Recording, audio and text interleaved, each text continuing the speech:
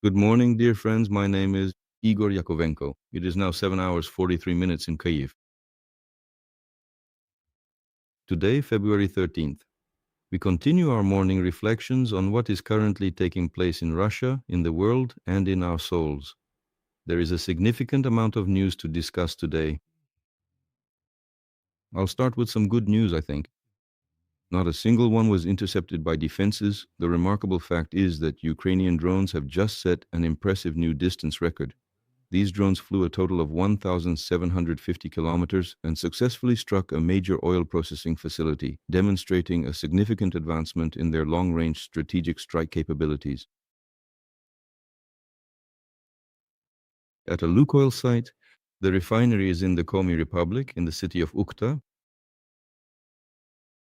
A fire broke out. All in all, let's hope this is yet another blow to the Russian oil industry. So, the Flamingo missile. I don't know. I feel uncomfortable every time I try to figure out what exactly the Flamingo is. Who the hell knows what? Ukrainian weapons designers have successfully developed a new system. Well, anyway, so in short, the Flamingo carried out a precision strike against a major arsenal of the main missile and artillery directorate in the Volgograd region. What's going on there? How serious is it? It appears that the damage is extremely severe. This because the local authorities announced an emergency evacuation of the residents of the settlement. So in the Tambov region, in the city of Mishurinsk, the industrial progress plant, which produces missile technology components, was targeted in a drone attack. So I think that in general, it has been almost 4 long years of brutal war already. And well, not only has the city of Berlin not been taken by the forces, but actually, when we look at the current front lines, the actions of the fascists, although it's honestly pretty hard to say exactly who Berlin is in this war now. Or rather, it's actually become quite obvious and painfully clear to say that Hitler is in Moscow. So in this current war, Berlin is Moscow. Just a second, some unexpected background program started running here. I apologize for the interruption. Phew, all right then, okay.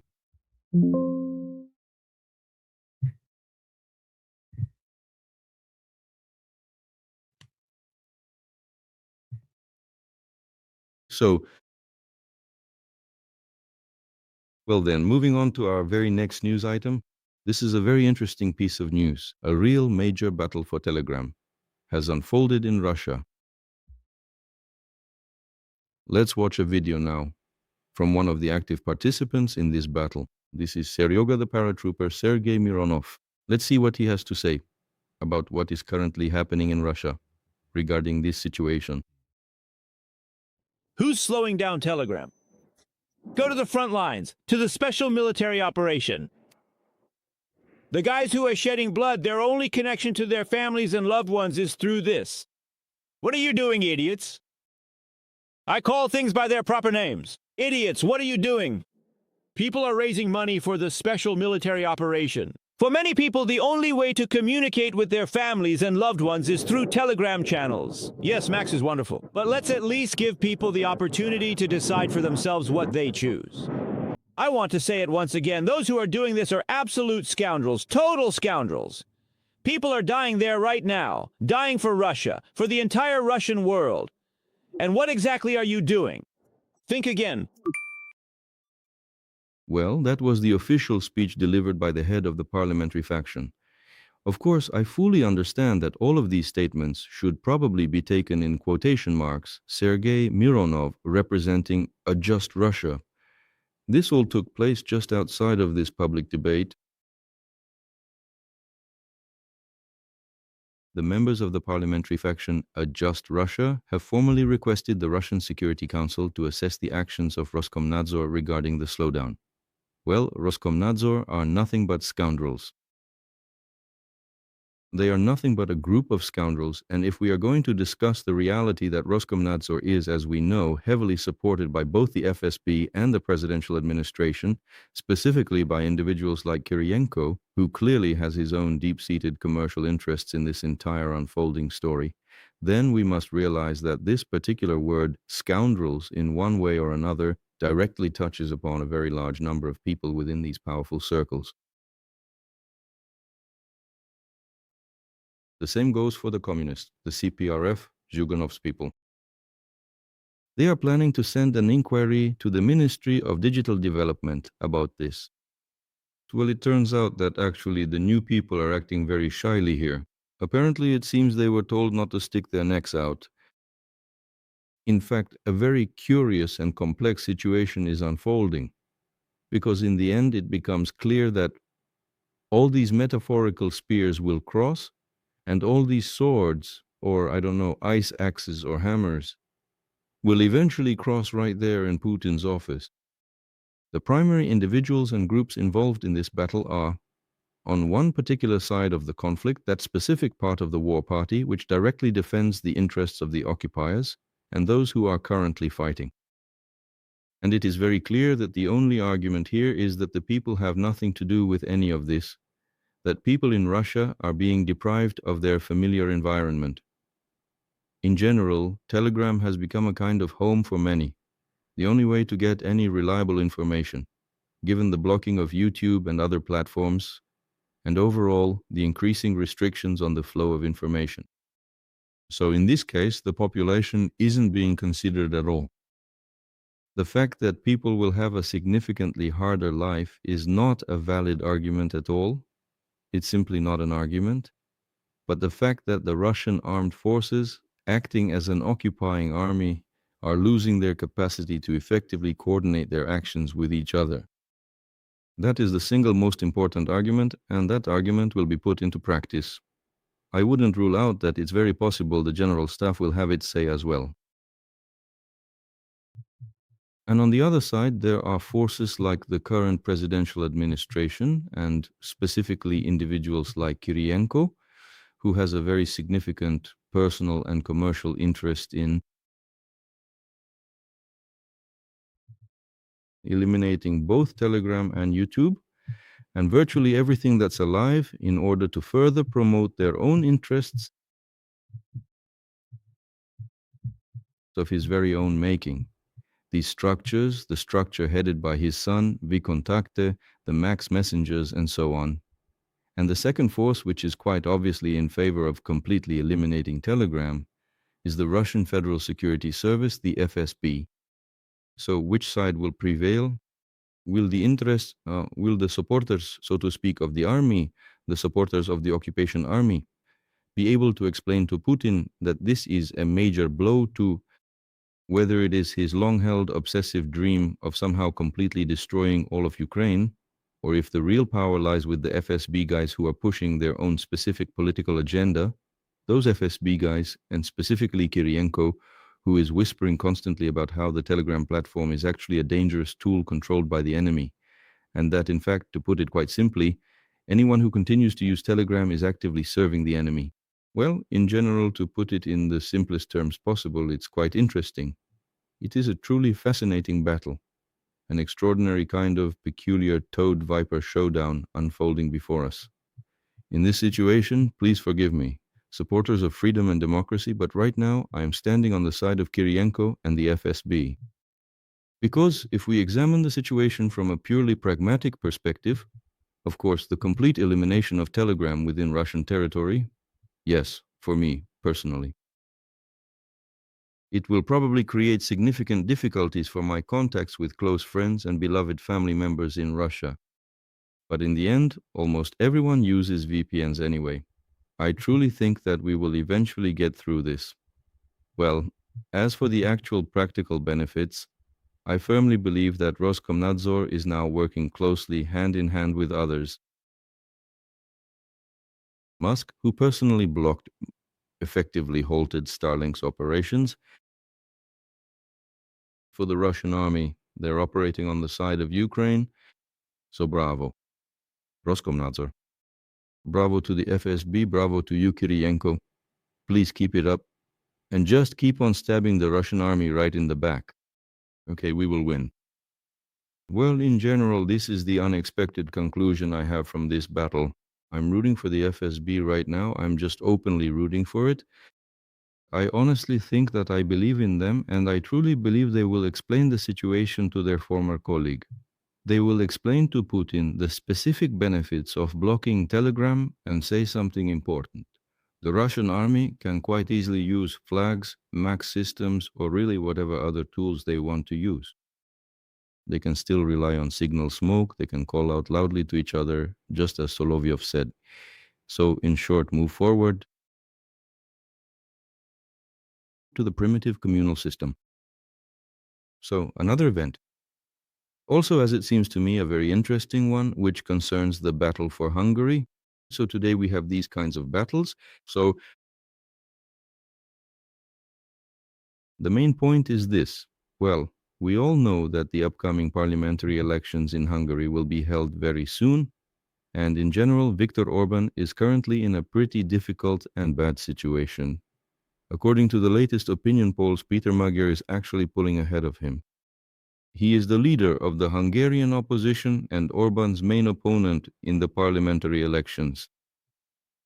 And Orban, as a matter of fact, indeed, his alliance with Putin is perfectly clear, and he is actively learning from Putin. Because, you see, Magyar reports that, I will directly quote him now, so he reports that, here's what he writes: I was lured into a classic compromising situation in the style of the Russian special services. It was a so-called honey trap. Viktor Orban ordered the use of intelligence equipment to discredit me before the elections. And then it goes on. He goes on to explain in great detail that back in August of 1924, he was spending time with his girlfriend. During this period, they shared a completely consensual and intimate relationship together. Furthermore, he goes on to write that, well, when you look at the facts, this is actually a strictly personal matter, especially because Orban is already a divorced man, so there really should not be any grounds for complaints. However, he suggests that this is exactly the kind of elaborate honey trap that, apparently, will serve as the primary political tool for Orban to secure a victory in the upcoming elections. At the very least, we're watching with interest to see what else, in the spirit of Putin's special services, in the spirit of Putin's, well, we remember the famous film Kasyanov's Day, when Mikhail Kasyanov, one of the former prime ministers who moved into opposition against Vladimir Putin, was once targeted in a disgusting story. This incident was connected to the fact that a hidden video camera had been secretly installed in a private residence and his intimate personal relations were recorded to blackmail him. Kasyanov's. And all of this was posted, all of it was shown on a channel, if I'm not mistaken. I think it was on NTV. Well, Viktor Orban is acting in pretty much the same spirit. Well, as they say, you are known by the company you keep. And finally, the main topic of our conversation today. I honestly never imagined that the Olympic Games could actually become the primary topic of our episodes, but nevertheless, the unpredictable nature of life has quite simply forced it to be so.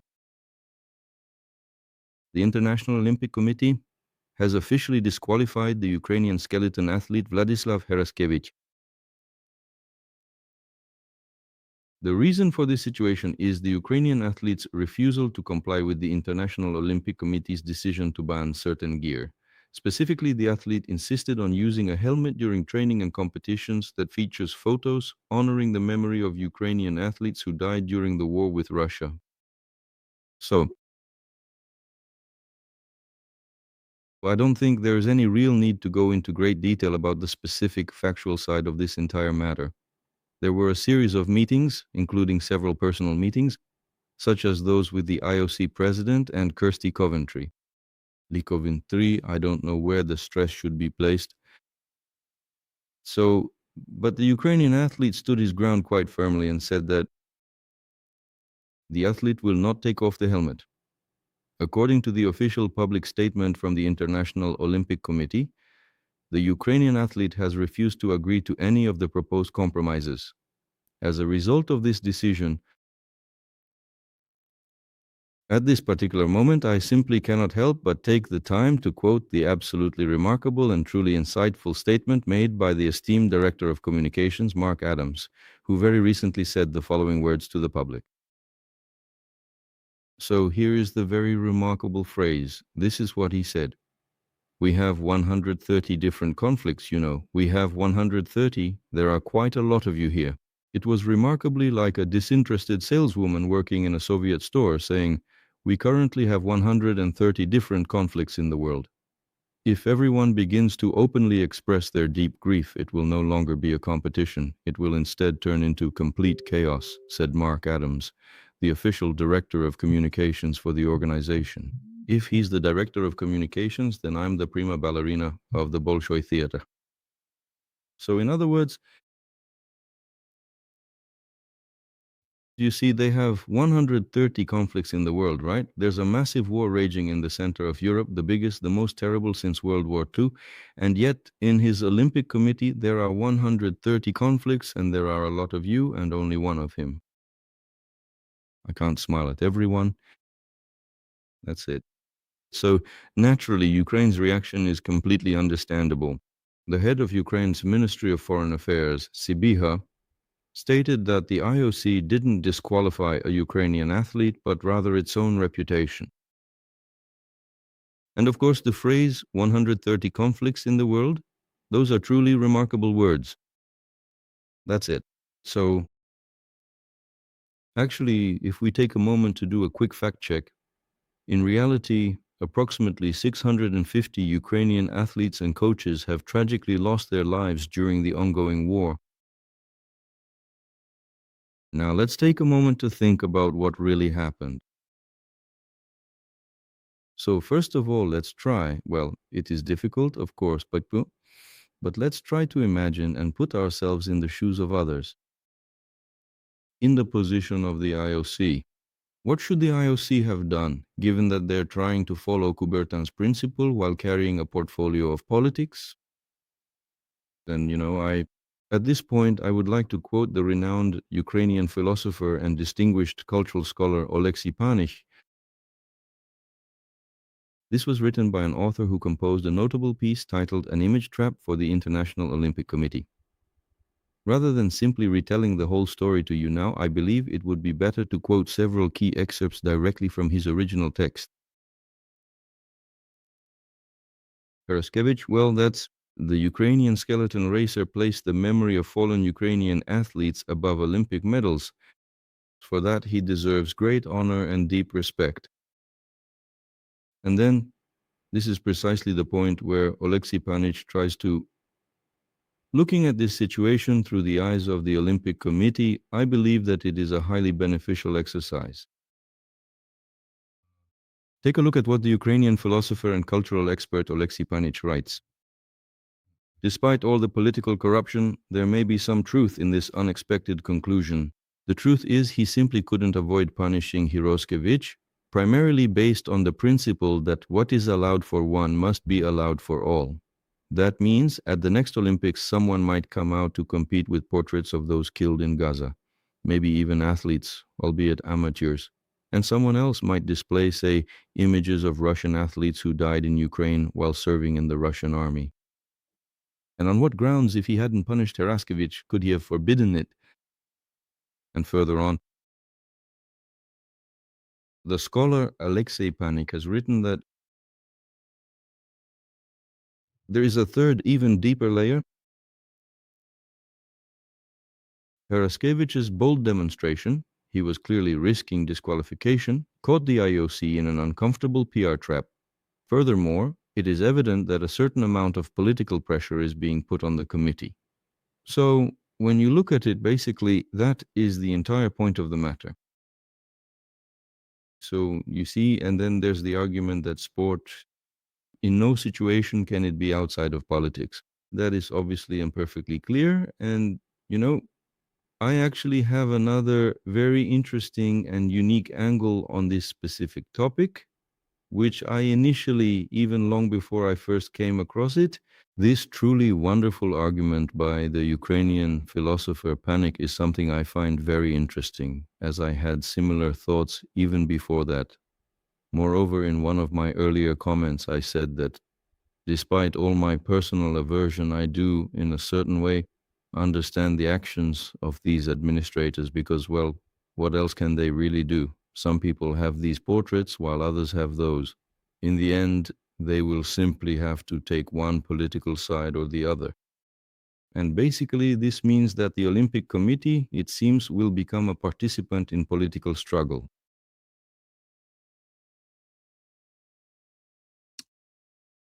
And so, just what stopped me from trying the same way as just like, well, I once mentioned in a comment that it was quite clear he simply chose to resign at that exact moment in order not to be a participant in political struggle, but that was just the first reaction. And so, when I first sat down and read this profound comment by Alexei Panik, the respected Ukrainian philosopher, I didn't exactly have a direct objection to him personally, but rather, I felt a deep objection to myself.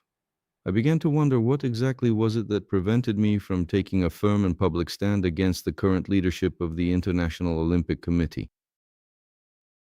There are reasons why it is difficult for me to put myself in the position of the IOC leadership, and the fundamental reasons can be found within the distinctive individual personalities of the people who end up taking charge of the Olympic Committee. Tell me, who exactly is Kirsty Coventry? Oh, she is a celebrated multiple-time national swimming champion of Zimbabwe, and she continues to be the unrivaled absolute record holder across the country today. Well, apparently the most outstanding athlete. Well, it is not just in Zimbabwe. Over there, she is currently the number one overall, holding every single position from the very first to the 100th. So, as an athlete, and in Africa as well, she is probably one of the most outstanding athletes. A swimmer, a record holder, a multiple world champion. And at the same time, please pay close attention, as she is a prominent and active member of the Zimbabwe African National Union Patriotic Front Party, which is the ruling political organization in Zimbabwe, serving under the long-standing leadership of President Robert Mugabe. This is the moment we have been waiting for. Here she is representing Zimbabwe, and she is incredibly tall. This white-skinned blonde athlete, therefore, has lived and trained for a long time in Alabama in the United States, simultaneously standing as the magnificent pride of Zimbabwe. President of Zimbabwe, Robert Mugabe. Well, I don't think I need to explain to you, dear friends, who he is. Robert Mugabe. It's like Putin, except with a much darker skin tone. The actual complexion is quite different. And so, well, by the way, he ruled for a significantly longer period than Vladimir Putin. Well, Zimbabwean President Robert Mugabe famously referred to her as the golden girl of the nation. And it was under his long leadership that she, so to speak, became the true pride and the national treasure of Zimbabwe. That is, she is a member of his party. So, well, if you think about it, it is essentially the same as being a high-ranking member of United Russia, which is Putin's own political party. Over in Russia, it is like being exceptionally well-favored and personally supported by Putin himself. And this specific person, this influential lady we are discussing, who is in fact as a longtime favorite of the dictator Robert Mugabe, she eventually rose to power and was appointed as the head of the National Olympic Committee. I just want to remind you that there is continuity here because she replaced Thomas Bach. You remember this remarkable person. He is also an athlete, a fencer. The fact that the German press consistently called him a Russophile and a corrupt official, just the way Putin likes it. I am directly quoting an article from the German press, and it is indeed true. He had exceptionally close and personal ties with Putin, and I am now quoting the German press from my own memory, that he was a highly compensated professional, Russian sports ambassador.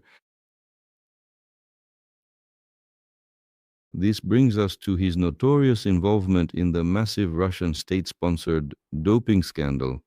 Here, he truly earned every single penny that Vladimir Putin paid him for his work. This is because, despite the mounting evidence and even after the scandal's results were fully revealed, he stood his ground and refused to back down. The investigation into the widespread use of doping by Russian athletes. Bach consistently maintained his steadfast support for Russia, claiming that he had an exceptionally positive and highly productive experience of cooperation with Russia and with Vladimir Putin. And now, replacing Bach, who was known as a great friend of Putin, we see the arrival of this lady, who is a very close friend of the notorious leader Mugabe. Well, I can't help but vividly remember the year 1936 here when it comes to the concept of sports being outside of politics. That was quite possibly the most disgraceful and embarrassing year in the entire recorded history of the Olympic movement, when the Olympics became a political pedestal for the Nazi regime, when she served as a pedestal for Hitler. I was extremely tempted and strongly considered showing a short fragment from Leni Riefenstahl's famous film Olympia. But I was just deeply afraid that they might simply block the entire channel for Nazi propaganda. You see, sometimes the YouTube algorithm mistakenly interprets certain anti-Nazi statements as being Nazi propaganda itself. That's why I decided not to take the risk. Well, you can watch it yourself. It's not difficult. You can just watch the opening of the Olympics.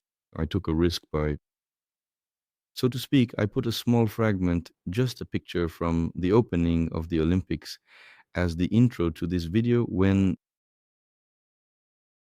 during the grand opening ceremony of the Olympic Games, a massive swastika was prominently displayed for all to see. That is exactly how sports were supposedly kept far outside of politics, just as people claim they are today. The International Olympic Committee found itself becoming completely and utterly entangled, truly deeply entangled. It was pure fascism, appearing just like it did 90 years ago. 90 years ago, the International Olympic movement, thanks largely to its leaders at the time, got itself entangled with Adolf Hitler. Well, today, the International Olympic Committee, starting specifically with Thomas Bach, has similarly got itself entangled with Vladimir Putin and still can't seem to get out of it. Well, that's what I wanted to say, unfortunately, about the Olympics. Well then, at least if there's a diagnosis, there might also be a potential cure, though I honestly have no idea what it is. Because really, the International Olympic Committee organization represents every single nation across the globe, including those that actively support Putin, and even those that support fascism.